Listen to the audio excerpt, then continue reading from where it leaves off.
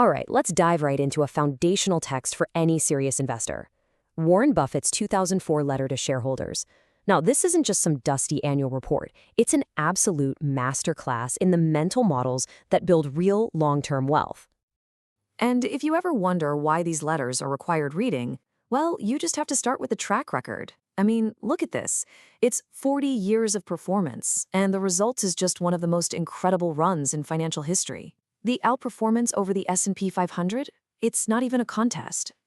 And you can boil that whole 40-year history down to this one single, incredibly powerful number, 21.9% compounded annually. Think about that for a second. That figure is the engine that turned a dying textile mill into the absolute powerhouse that is Berkshire Hathaway. But here's the twist, and this is the whole reason we're digging into this specific letter. In 2004, the very year we're studying, Berkshire actually underperformed the market. Yeah, not by much, but they still lost. So, wait a minute. If the master himself didn't even win this year, what are we supposed to learn from his playbook? And that brings us to the real question, doesn't it? It tells you that the secret sauce isn't about the short-term score. It's about something much deeper. It's about a set of powerful, durable principles for thinking about business and allocating capital. And those are the lessons we're going to unpack today. So we're going to break this down into 4 core ideas from the letter: looking beyond book value, finding 2 ways to win in business, understanding why capital is absolute king, and maybe most importantly, adopting the owner's mindset. All right, first up, beyond book value. This is classic Buffett. He kicks off the letter by telling everyone to stop focusing on simple accounting metrics. The real measure of success is a company's true long-term earning power. And this quote, this is everything. It's a fundamental mindset shift.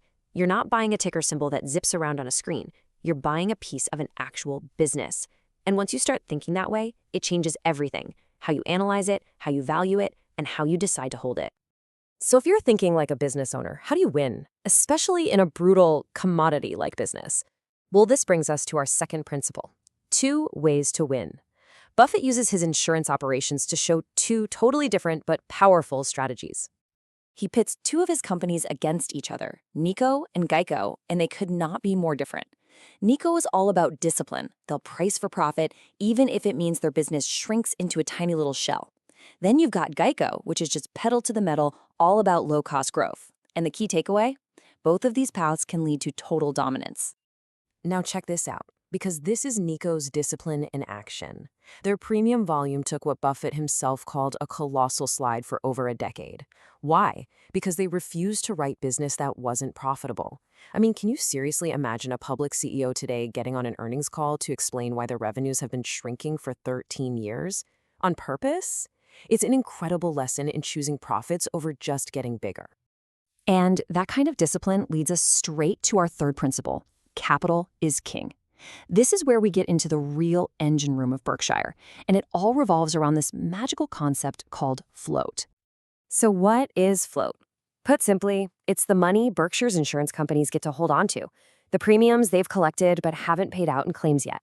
It's basically a giant loan from their customers. And by 2004, we're not talking about small change. We're talking about a massive $46.1 times billion pool of capital.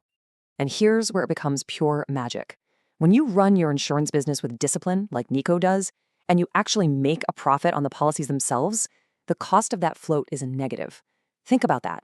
You are literally being paid to hold and invest billions and billions of dollars of other people's money.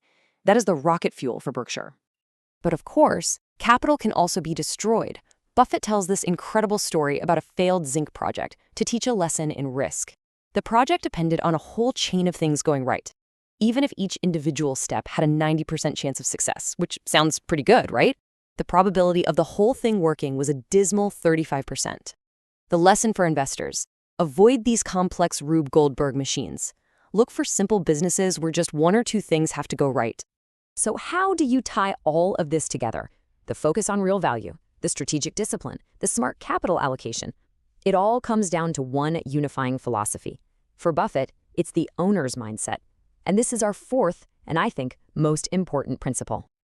To see this mindset in action, just look at the data that drove Buffett to make a huge contrarian bet against the US dollar. He saw the country's current account deficit just exploding, more than doubling in only 5 years to over $600 billion. That set off major alarm bells for him. Now, for Buffett, this wasn't some abstract economic data point. He was thinking like the owner of USA Incorporated.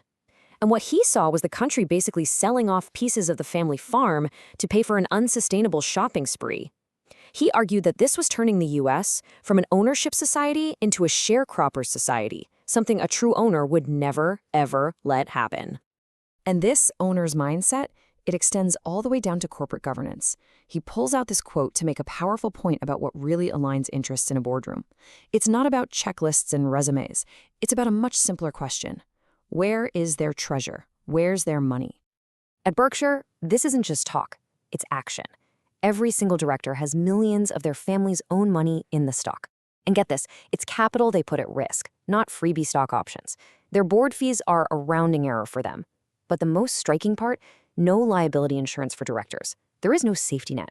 They are in the exact same boat as the shareholders. That's the owner's mindset, codified. And that really leaves us with a final challenge, right from the pages of this letter. In your own process, when you're looking at an investment, are you just following a checklist? Are you just ticking boxes? Or are you truly following the treasure, aligning yourself with people who have their fortune and their heart right alongside yours? Because that, in the end, might just be the most important lesson from a year of underperformance.